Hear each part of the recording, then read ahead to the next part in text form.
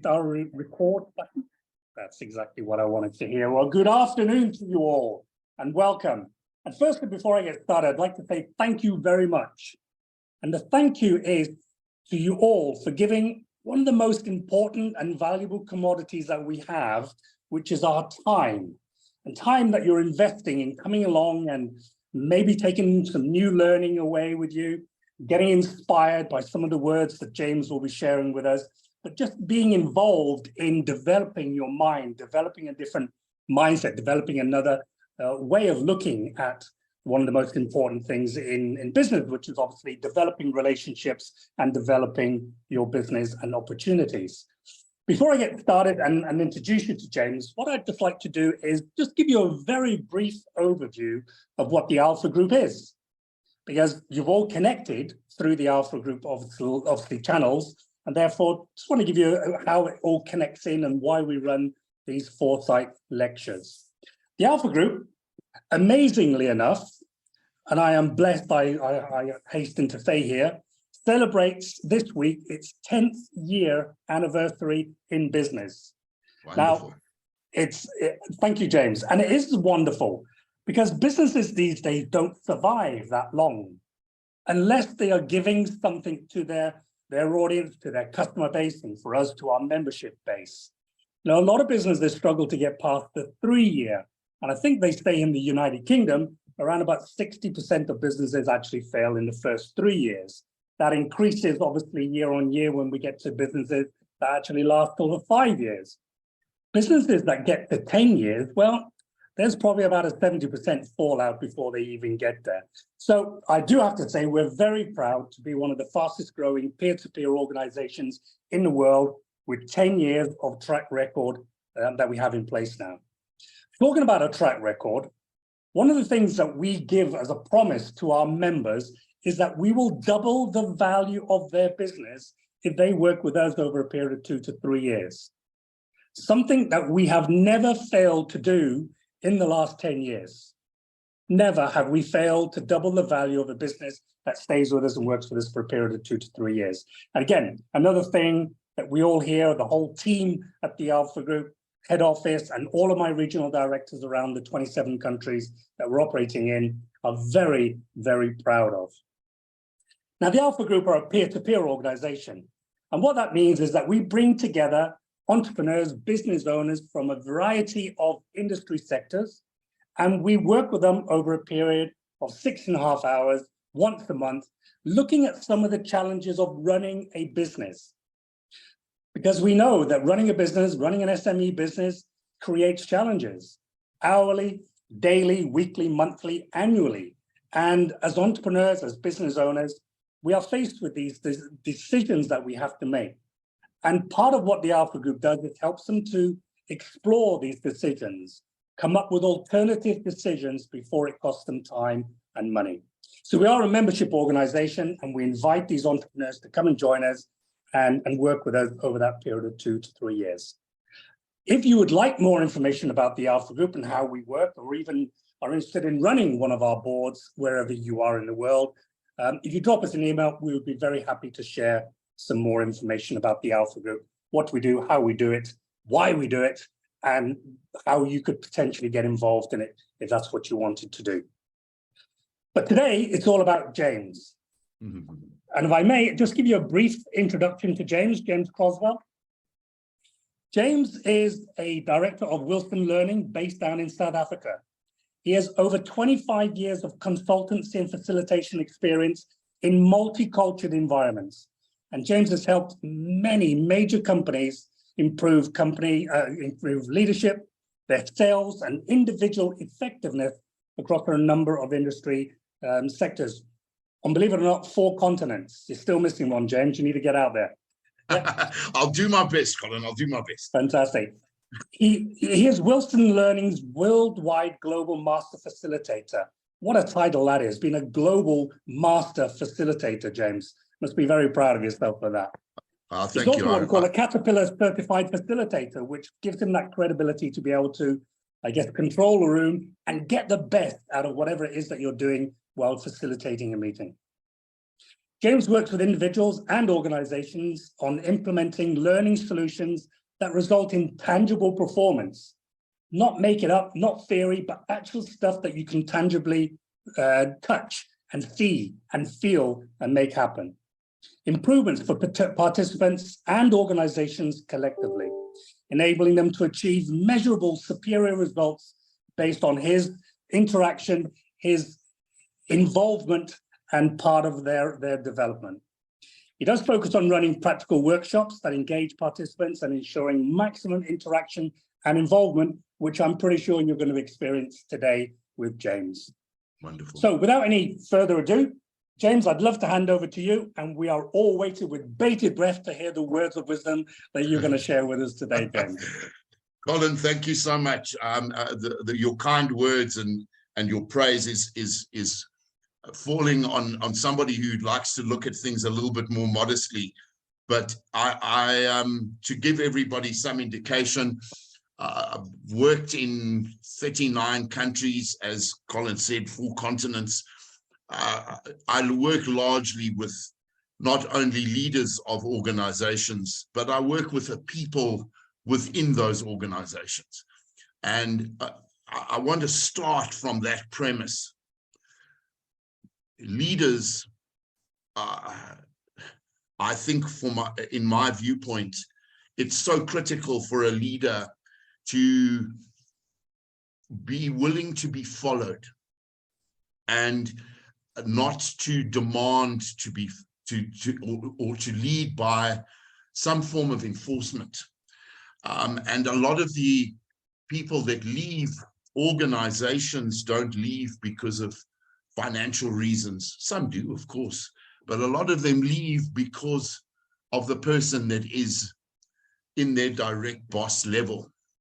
And that, to me, is quite frightening, that the impact that leaders have on their businesses, but also the impact that leaders have on their people. Without those people that work within your organization, without those people that come in daily, do their work as best as they possibly can, without those committed individuals, your businesses wouldn't be as successful as they are. And what I'm wanting to start off with in this hour is by saying we have a responsibility to the people in our companies and in our businesses to work with them as best as we can, treat them with respect, understand that they're different to us and they might work differently to us. And this comes back to the point of what Colin and I were discussing prior to this lecture starting. And that is these terms that have come up post-COVID, agility, flexibility, versatility, if you want to call that as well. They're all terms that are saying, how willing are we to do our work? Years ago, it was probably in 2009, I was at a Wilson Learning Conference, and it was in Minneapolis. And our CEO mentioned to me, he asked me, James, why do you get up in the morning? So I said, well, sure. I started spinning my wheels and I was trying to think of a useful answer. Well, my first thought was I wake up and I get up because my alarm goes off. Well, that I couldn't say, but it was actually where my mind was going. And then I said, well, I get up and I get up in the morning because I have to go to work. So the answer, the response that came back from that was, James, is that a positive or a negative statement? I get up and I go to work. I have to go to work. Well, I have to go to work isn't a positive statement. It's a it's a negative statement. I have to do something. When we have to do something, we do it begrudgingly. So I said to him, well, what would be the positive way of looking at that? And he said, James, I can't give you a sentence. Well, I can give you a sentence, but it's never about the sentence. It's about the wanting and the willingness to do that. So he said, change a word in that sentence. Change a word from have to want to. It's my job, I want to go to work. It's not my job, I have to go to work. It's my job, I want to. How do we feel about that ourselves? Now, every morning we getting up, we go to work, we deal with people, we're dealing with customers, we're dealing with staff, we're dealing with our counterparts, we're dealing with a group of leaders in our companies. Is it always the case of I want to help, I want to be involved, I want to work better with my colleagues, I want to have better experiences with my sales team, I want to have better interactions with my customers? Are we thinking like that?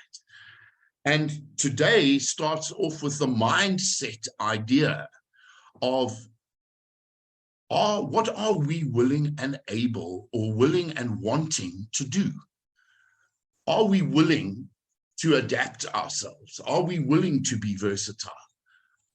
Those are the questions that make the differences. It's not a case of changing a word in a sentence.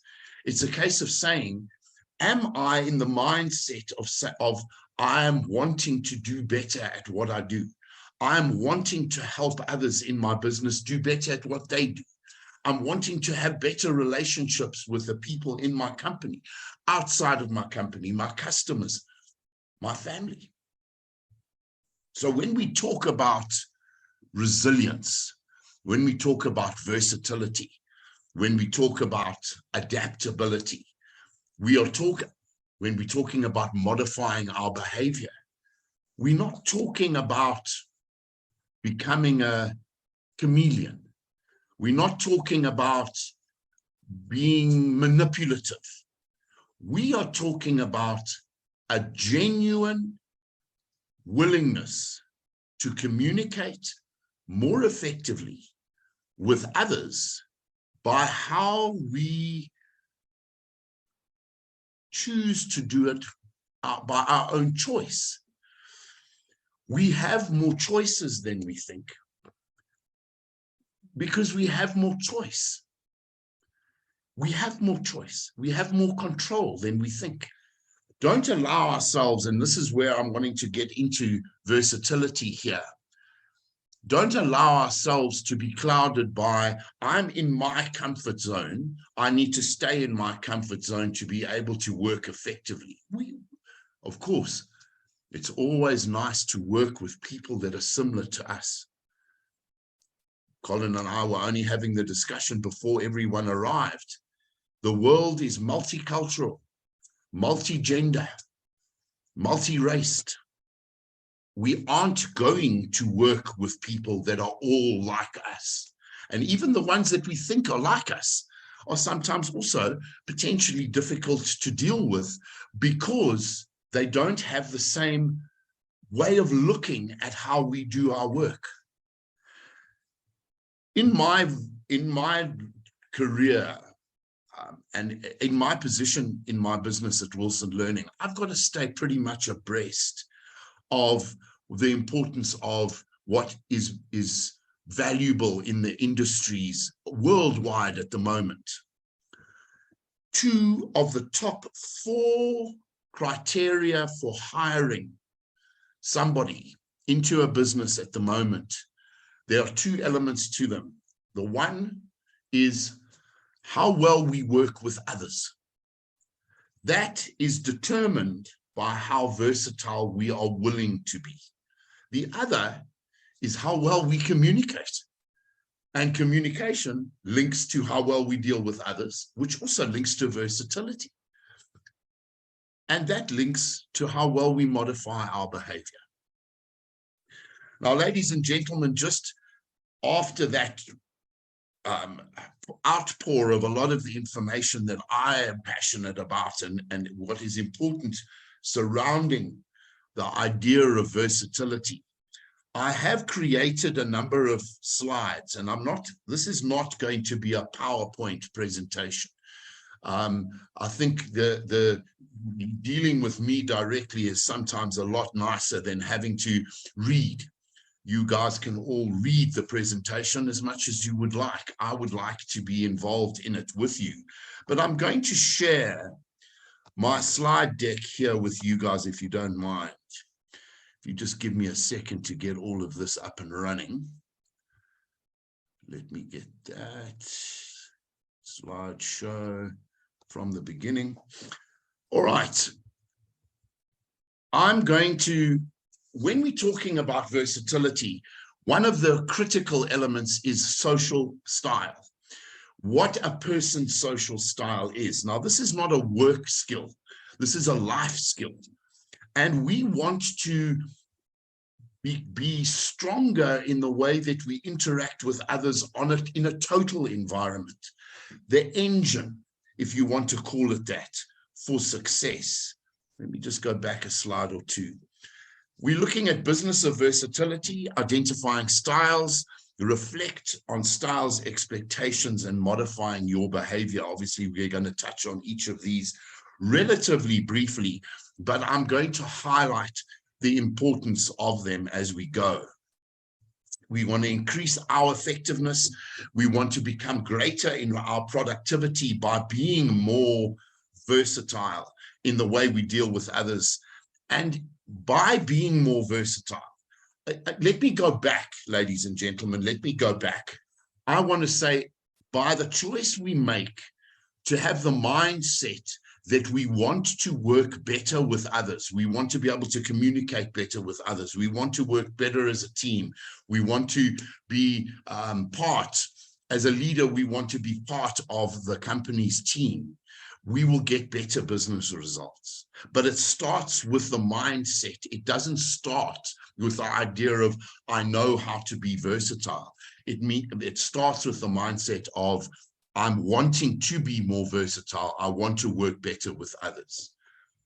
Feel free, guys, to drop any questions that you would like over the next, I suppose, let me just have a look at time here, over the next 30 minutes. If you would like to drop any questions, do so. If you don't want to voice them, you're more than welcome to drop them into the chat, and I will try and answer those as we finish. Just drop them into the chat for me. I want to define the importance of versatility, and I think I've done that already so far today. What is the benefit of building good relationships with not only your staff, your subordinates, your colleagues, your bosses, your family? What is the importance? What is the importance of versatility in your work environment, and again, in your home environment, as it is a life skill? And then the 3-step approach to communicating and working more effectively with others. Remember, versatility, I truly believe that versatility is something that has always, it can be a learned skill, but we all come to the party with certain amount of versatility. We might be more versatile at home than we are at work, but we are versatile in some level or another, and we're more versatile in certain situations than we are in others. So what I'm saying here is, if you believe you are versatile, or you believe you have an area of improvement in your versatility, here is a way of being able to say to yourself, this is an area that I want to grow, or this is an area where I must sustain my versatility. The ability to adapt one's own behavior to meet the concerns and expectations of others in order to create productive relationships. Ladies and gentlemen, the term that stands out for me here, and it hopefully is standing out for all of you as well, is to create productive relationships. Whether or not that be in your work environment with your colleagues, with your teams, or whether or not it be with your families, creating productive relationships is the way forward. The benefits, and here I think it's, if there's a takeaway that you want to get from this lecture, Increase your influence on the motivation and motivation of others. How do we influence others? Not manipulate. How do we influence them and how do we motivate others? Gain commitment to your ideas instead of compliance. When people commit to something, ladies and gentlemen, when they commit to something, they buy into it. If they buy into it, they're going to put themselves into it completely. If they comply, they will do it because they have to, not because they want to. And there's a big difference when it comes to commitment there. Improve collaboration.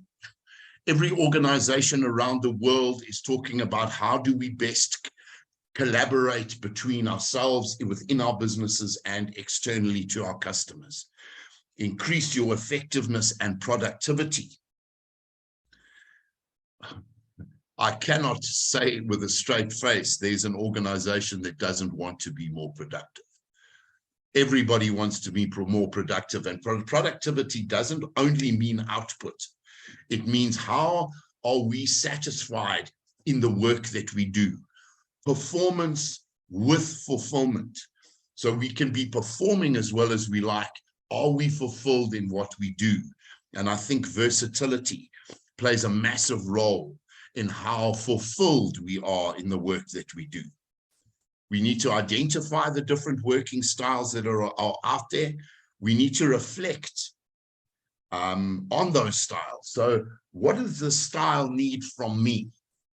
And then how do I modify my style to be more able to have better communication with somebody whose working style is different to me?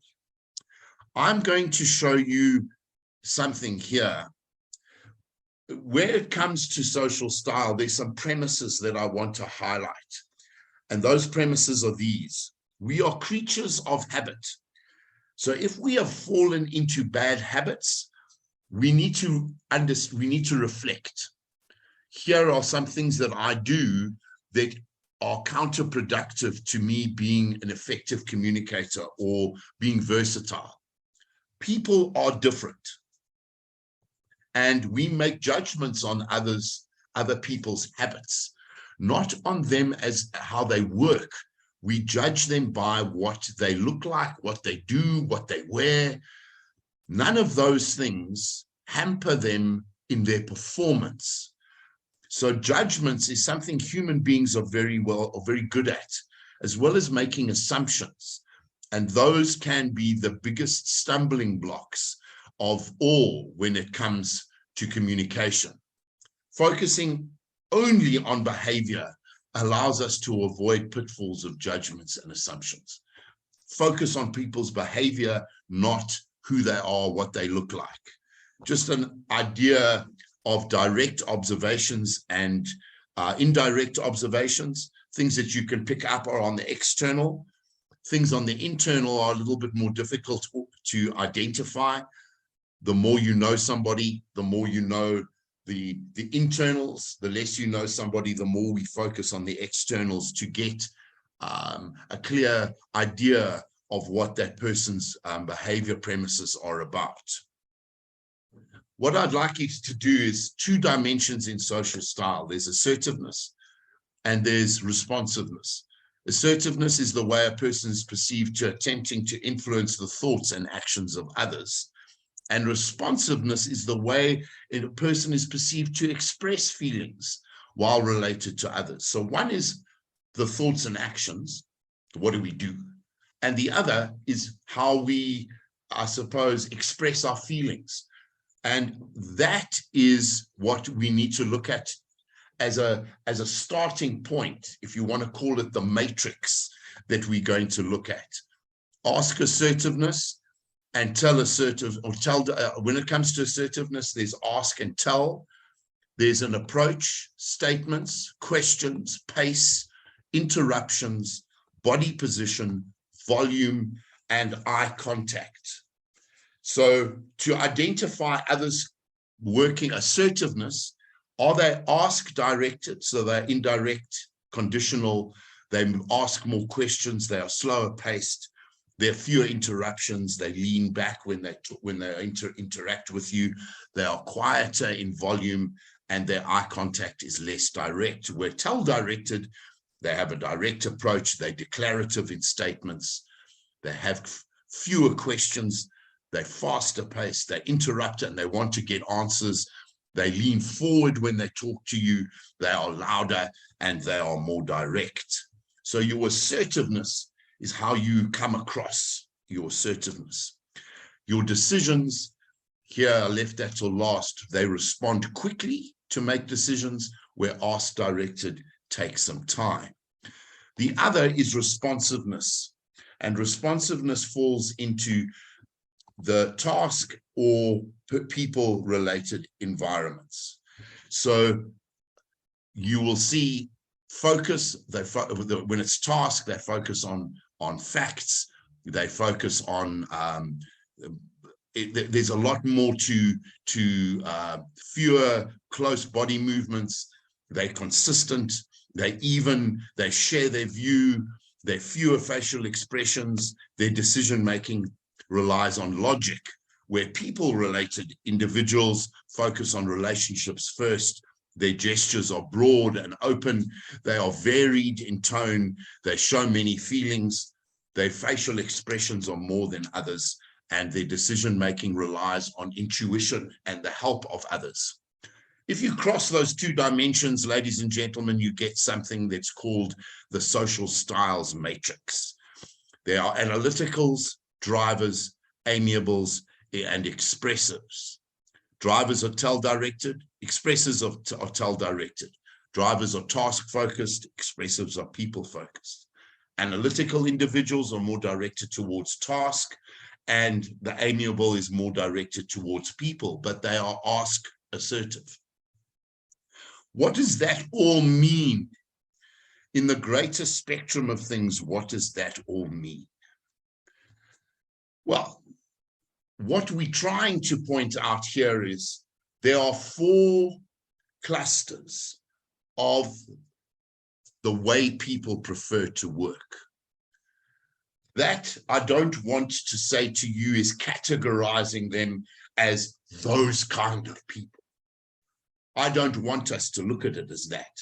I want to look at it as, how versatile am I in working with others, irrespective of whether or not they're analytical and they're fact-focused, whether or not they're deriver and they are very get-to-the-point focused, amiable, who are very support-focused, or expressive, who are very expressive in the way they come across things and are dreamers in the work environment. How do I choose and am willing to adapt myself to others to allow communication to be more effective? Now, excuse me, here's something that I want to point out to you. There are extreme cases of working style or social style. I come from the expressive social style, and if I look at a secondary style, it would also be expressive. So I've got the tendency of really getting into everything that I do and become maybe not as focused as I should be. However, if you have the willingness and the wanting to be versatile, to be flexible,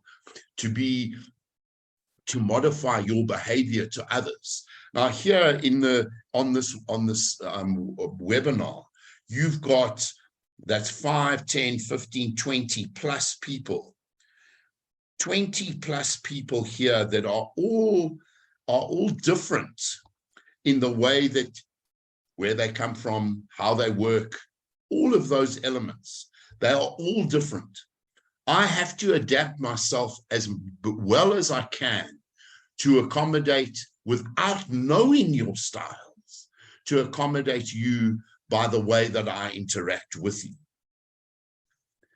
When I look at it from a leader's perspective, And here comes the statement I wanted to make. When we are leaders, it is our job. It is our job to work effectively with the people within our business. If we are not doing that, we are letting our people down. We are letting our business down by us remaining in our comfort zone. We remain, or I'm the boss, I control everything. Whoa. Without those people that work with and for you, it isn't going to be as successful as we would like it to be, no matter what we do. And the worse communication that takes place, the worse there are relationships between us and others, the harder the performance part of our company becomes, and the fulfillment part of our company becomes. We don't want to work in an environment where people are compliant, where they are saying we have to because we are told to. We want to work in an environment where there are rules, regulations, no problem. That I'm not saying there's a problem with that. But what I am saying is, how do we lead them? The way we choose to communicate with others determines how they want to work and are willing to work with us. We want levels of commitment. We don't want levels of compliancy. Now I just want to touch here again. I've got a couple of questions that have come through. All right, good. I'm going to touch on those in a moment, guys. Don't think that I'm not noticing you there. I'm getting through the content at the moment that I'd like to touch on. Let's just have a look. All right. We need to reflect. So now that we've identified what the styles are, we now need to have a look at the reflection. What are the expectations that the other styles might have of us? And how do we adapt ourselves? Ladies and gentlemen, this is versatility. This is saying to yourself, I'm wanting to work better with others by temporarily, I want to work better with them. Now, here are some ideas that come up that I think are incredibly important. We are versatile to some degree. Some people are more versatile than others. Versatility is situational, which I've mentioned. All of us can improve our versatility if communication with others in every respect is important to us. The more versatile we are, the greater ability it is to communicate effectively with others. We all have seen how poor communication affects our businesses. And what I'm wanting to do here is by pointing out to you one thing that we can do that changes how the organization can work through communication and through relationships is versatility. And guys, it's a choice. Relationship tension and task tension will be more effective at more effective levels if we are more versatile. Couple of questions that I always throw out. Do I need this relationship to work so that I can achieve my results? What will be the benefit if I improve this relationship? What will be the risk if I do not improve this relationship? And is this the best time for me to work on my versatility with this person? Ladies and gentlemen, one of the things that I always state and I always make clear, and that is that I'm, just give me a second here. Let me go out of that. What I'm wanting to point out to you is everything boils down here to a choice. And it's our choice to decide on whether or not we wanting to be more versatile with people than we are at the moment. There's a part of versatility that we need to discuss. I know I've got about 10 minutes to go. but I want to touch this. There's two elements to it. One is how do I manage myself? And number two is how do I deal with a difficult situation? The first part is how do I manage myself? And how do I stop myself from being inflexible, non-versatile? And the way to do that is something called stop, challenge, and focus. Now, stop, challenge, and focus, if you look at it as a traffic light, you've got the red, which is the stop, the amber, which is the beware, and the green, which is the go, right? So if we look at the stop, challenge, and focus as those three lights on a light signal, let's use the red as the stop. Stop the negative thoughts in our head about this person is so difficult to deal with. And then you use the challenge by asking yourself two very important questions. One, in fact, if I continue on the way that I'm going with this, what is going to happen? What do I want to have happen? And I think there is a critical element. What do I want to have happen? What is the next step that I want to take? And then you focus. How do I make it happen? What do I need to do to make it happen that I have a better relationship, that I create a better communication process, that I work more effectively with this individual? I always say at this point when I'm working with leaders, individuals, couples, organizations, I say, choose one person that you would like to communicate more effectively with and use versatility. How am I going to adapt myself to make it easier for that person to communicate with me? Too often, the leader says to themselves, well, I'm the boss. I shouldn't have to think of changing my behavior. They should be changing their behavior to me. Very 1980s mentality, unfortunately. What I would like you guys to think of is a person that is a challenge to you, or somebody that you would like to communicate better with. What are the things that I can do as an analytical, as a driver, as an expressive, as an amiable, that I can change temporarily to make it easy for that other person to deal with me? What are the things that I can choose to do? The other element here, ladies and gentlemen, is what are the ways in which we can better interact by adapting? And one way you can do that is something called the LSCPA.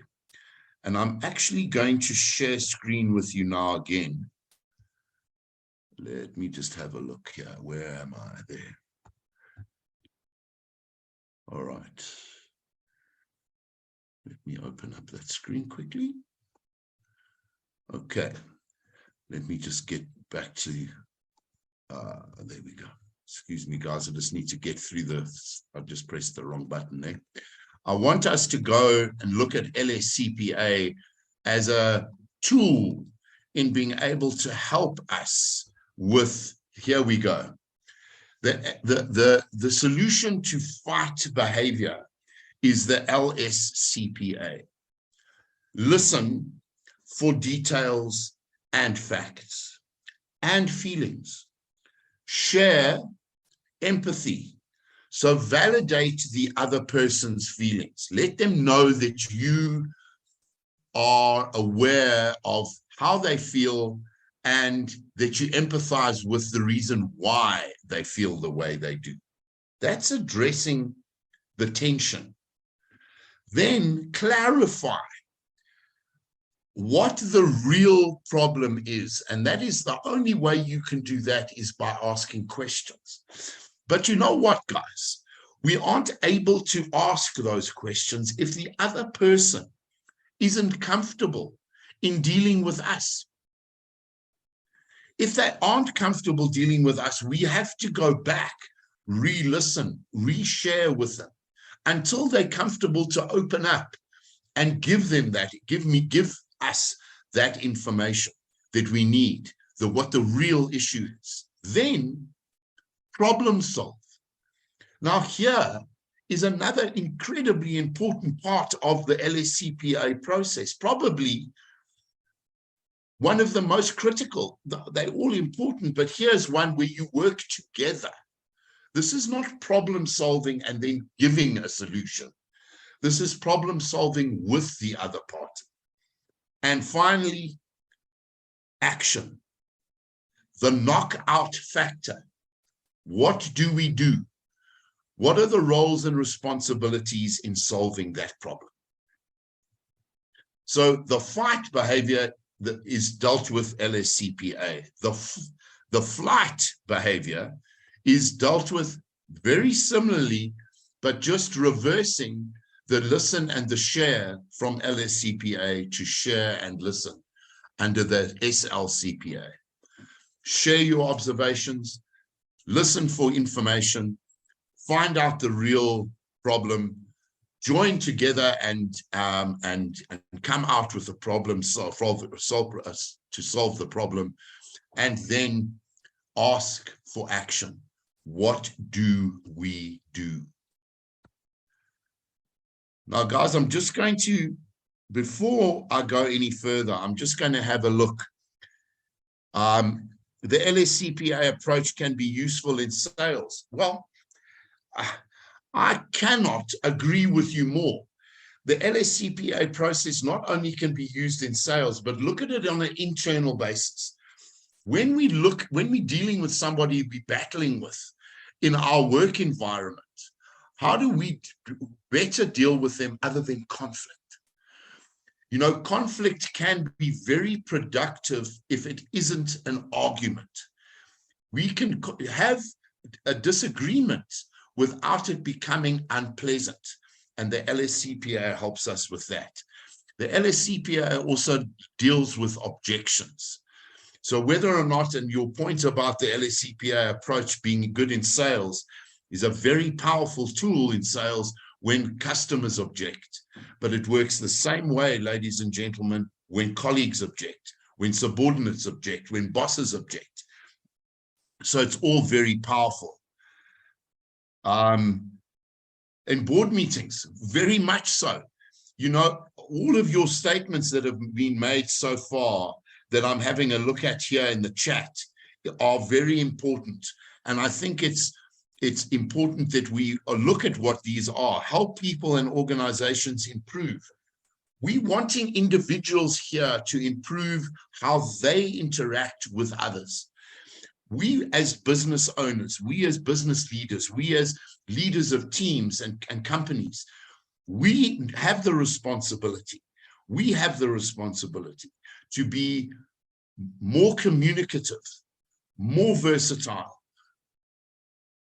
more open. To finish off my presentation or my lecture today, I want to just touch on something that I think is something that came out in the late 80s or the beginning of the 90s. It was called the open door policy. When it comes to versatility, now that we deal in virtual environments, we have our colleagues around the world that we have to interact with, people in our business that work from home. Our versatility is a necessity. It isn't a choice. It's a prerequisite that leaders are versatile, that they are willing, that they are wanting to work more effectively with people in their own industry. I think the comment that is made here about how to overcome the blindness people have about their own way of being and doing things. This is something that I can pass on to you and only pass my view on to you, and that is, the more we are versatile, the harder it is for others to be non-versatile. The more we are versatile with them, it changes their view on how I work with Colin, for an example.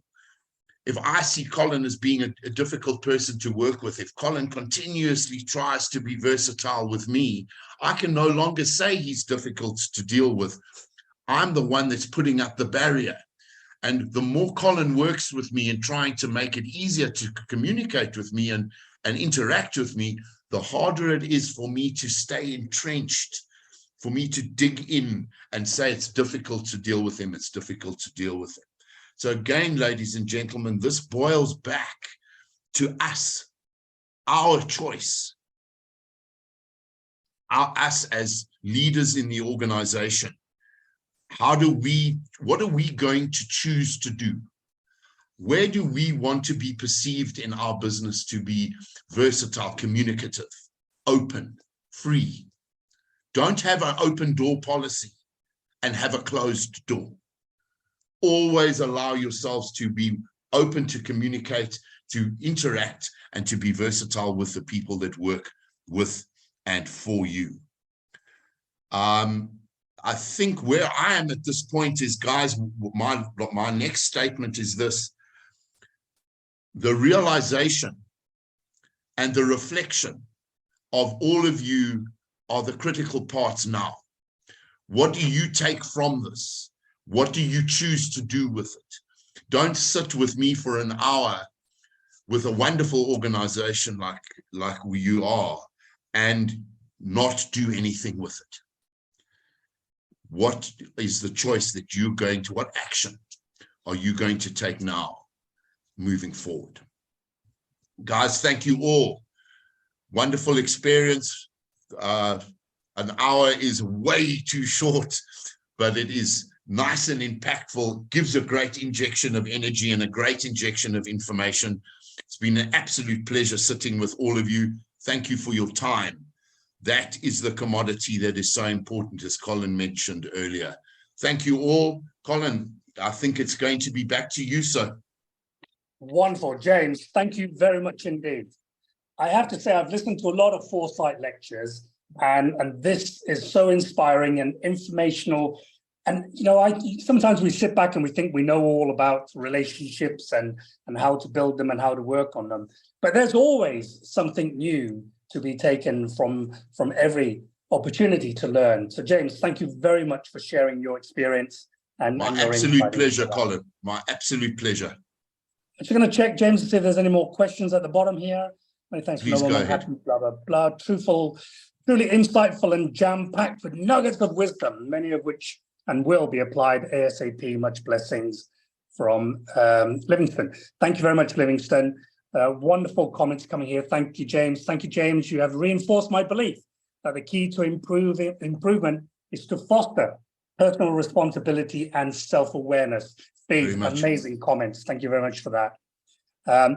I'm pretty sure we're going to get a lot more. Judy says also great, and I can only confirm that as well. James, many, many thanks again, as I said. Emma has a question. Emma, let me go back up the page, see if I can find that question for you then. Yes, please. Yes, the question here. Teams are now meeting online more than they were before. How has that affected the understanding of a person's social style, and what has been the impact of productivity in the workplace? With your thoughts and opinions on that, James. Wow, it's such an important question to ask. As individuals have changed over the time of working from home and virtually, companies have changed. And because companies have changed, relationships between companies, between people have changed. The nice thing is the social style of an individual never changes. What happens is stress, pressure. Working from home is completely different from working from the office. And our role as leaders sometimes becomes, I'm going to say this as politely as I can, we drop the ball as leaders by not communicating enough with our colleagues or our staff when working from home, saying, are you guys okay? What is it that we need to do more of? What can I help you with? It's a case of allowing them to see you as a support. And there, if you are aware of how they prefer to work, how we adapt to them working virtually, let's use, if we've just got a second to do this, let's use a person with a driver social style. They want to get things done. They're very task focused. If that person is working at home, give them the task, give them a couple of guidelines, but let them go. Touch on them irregularly, but let them know that you are there to help them if necessary. If we turn the card over and we look at the analytical, here's somebody who is very fact, procedure, policy, very conscious of perfection. If we're going to help that individual virtually, we need to give them very concise format on what is expected of them, and then check with them. How's it going? What are you doing? Are you comfortable? Do you need any help? The way we work with individuals, because they are now working from home, doesn't mean our role as a coach, as support, as a leader, as a person who works with that team dissipates. It doesn't. It actually requires us to become even more lead the business, lead the people, but make sure that we're also making sure that the business gets done. So we can't focus on only the output and forget about the individual. That is another form of us having to be versatile in our roles. And it has changed with virtual teams. Okay. Yeah, so I think we need to be aware that our responsibility doesn't get less because it's virtual. It actually has risen a little bit. Yeah, and I agree. And it's a different way of looking at it too. Yeah. Colin. Leading on from there, I always work on an ethos as well, and there's people that work around me that understand this fully. And it's something I always think about, is that you don't employ good people and tell them what to do. You employ good people and they tell you what they're going to do. Yeah. And I always live and breathe that ethos. James, if I just got one more comment here from Judy that just wanted to share as well earlier in the conversation, is an important benefit of allowing and developing versatility is that it enables us leaders and workers to bring ourselves to our work. And I guess that's a big part of successful organizations, is that they allow the personalities, they allow that self-worth to develop and grow and flourish within an organization. And they don't feel as if they're just part of the workforce, they feel as if they're part of the organization. And I think that's all very powerful comments there.